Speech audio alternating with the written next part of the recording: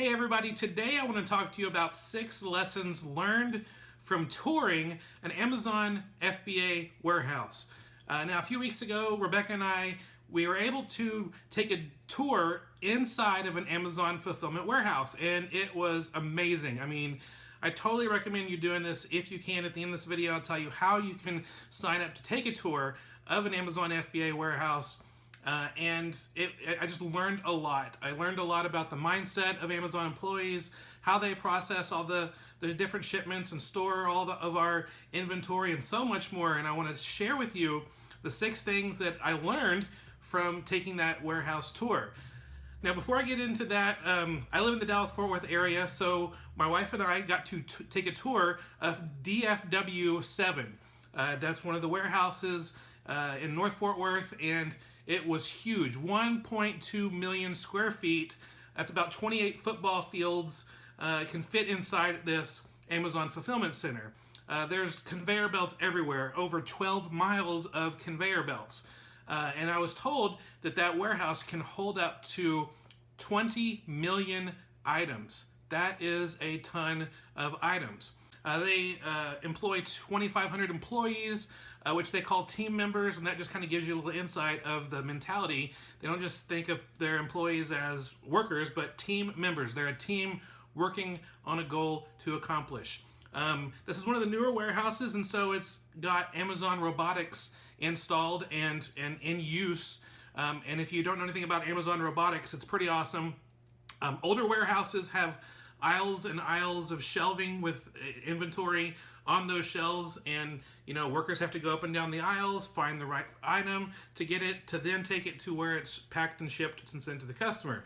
But Amazon robotics has this huge shelving system that can be picked up and carried by a small Amazon robot. Now, the robot itself is 350 pounds, and it's a little short type of robot. It's basically just goes underneath the shelf, picks it up, and can move that shelf. Instead of the people going to the shelf to get the inventory, now with Amazon robotics, the inventory comes to the people where they can just take the right item out, place it on a conveyor belt, and send it off to the person who's going to pack it, ship it, label it, and process it, and send it off to the customer. It is amazing just to see how these robots work and how efficient they are. In fact, the Amazon tour guide called it a symphony between humans and technology, how it all works together and how it makes things more efficient. But let's continue talking about the 6 things that I learned from this Amazon warehouse tour that I've applied to my Amazon business, that you can apply to your Amazon business in order to increase your sales, increase your profits, increase your productivity. And so that's what we're going to talk about today. Number 1, the thing I heard most often, most repeated, even saw it painted on the walls of an Amazon warehouse, was 2 words: customer obsession. And so that is a theme going throughout an Amazon warehouse employee. They're constantly reminded, obsess about the customer, go above and beyond, and do your best to make sure that the customer is the happiest person in the world. Now, as Amazon sellers, this can sometimes be frustrating because if you're so focused on the customer, then sometimes it's at the sacrifice of the seller. But we need to keep this mindset of customer obsession with our own Amazon businesses, because the reason why more people come to Amazon every day to shop, more people sign up for Prime memberships than ever before, the reason why they come is because of the customer obsession. And so, yes, it can be frustrating when Amazon, reimburses a customer and returns an item and it's not even broken, or there's a lot of different frustrating things as Amazon sellers that are given in favor of the Amazon customer, but we realize that's what is retaining these customers. That's what's bringing them back. That's what's making them spend more money on more items. So actually that obsession actually increases our sales. You might not see it because you're so used to it, but that customer obsession actually increases your sales. So we need to do the same thing with our customer obsession, to go above and beyond how we serve our customer and how we grade our items, how we pack our items, all sorts of ways to be sure that we are customer obsessed too. The second thing I learned during this Amazon fulfillment store tour is to protect your inventory. If you have breakables or items that people like getting in really good condition, protect them with not just by one little wrap of poly bag. Like if you have not poly bag, bubble wrap. So if you have like a breakable item, don't just think that one or two wraps of bubble wrap's gonna be okay. You want to go above and beyond. Now Amazon says that anything that's breakable needs to survive a 3 foot. Hey, this is 3 feet. 3 foot drop. And so that's just a little bit, that's like 6 inches higher than most desks. And so if you can just drop the item that you have and it survives, you want to make sure that it's packed in a way that it survives. These conveyor belts, again, 20 miles of conveyor belts in this Amazon warehouse. They are going so fast. There are different like chutes, big slides that the items go down. You ever play chutes and ladders? Well, there's no ladders in Amazon warehouses. There's plenty of floors, but there's tons of chutes that just, again, shoot those items down, and those items slide down. They sometimes hit other boxes, and so there's a lot of rumbling going on. So do your best to protect an item. If you have an item that's in new condition that might easily get scuffed up, and so you want to make sure that you protect the things that need to look really good, and also anything that's breakable. A lot of times they don't put enough air pillows in the box that they're shipping to your customer. So even though there are some air pillows in the box to protect your item, there's really not enough. They're trying to go fast. They're trying to, they're doing the best that they can. And so make sure that you protect your item, understanding that going on as well. All right, number 3 is this: mindset matters. Throughout the warehouse, there are phrases, motivational phrases, things to remember that are, totally ingrained into the Amazon team member mentality. And it's good to do the same thing for you. Some of the I even wrote down some of the things that are in there. Learn and be curious. Take ownership. Insist on higher standards. Deliver results. Have a day one mentality. Those are things that are plastered all over the warehouse to remind customers of what they need to be thinking, because sometimes you can easily get caught up in just the mundane aspect of the work, and you miss out on doing a good job and taking your work to a higher level, and doing that with consistency over time. And so making sure that mindset works for you too, and that mindset matters for you as well, is very important. In our course, Next Level Amazon, we have an entire module all about mindset. You can find out more about that at fulltimefba.com/next level. It's a course that helps you take part-time hours to turn it into a full-time income with Amazon FBA. But one of the things that was plastered on the wall was invent and simplify, which leads me into the 4th thing that we learned on an Amazon warehouse tour: develop systems. Develop systems in your Amazon FBA business. Develop processes, things to make things more efficient, so that you're working less and that you're able to be more just efficient with the systems that you have in place.